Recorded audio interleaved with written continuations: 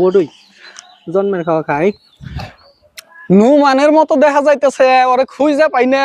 এই নুমান, নুমান, এই হ্যাঁ আব্বা সারাদিন বয়ে বয়ে কাম কাজ বাদ দে, এনু বয়ে বয়ে কি খাস তুই? বড়ই খাই। বড়ই খাস? যা খাওয়ার আজকের দিনে খায়া নি, কালকে থেকে আর খাওয়ান লাগবো না।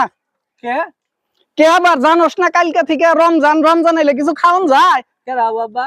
রমজান আবো রমজান, আজকে যা খাওয়ার দিনের মধ্যে খায় নি, কাল থেকে আর খাবি না, কথাটা মনে রাখিস। আরে যে আমি গেলাম কামে, আয়। আচ্ছা ঠিক আছে। যে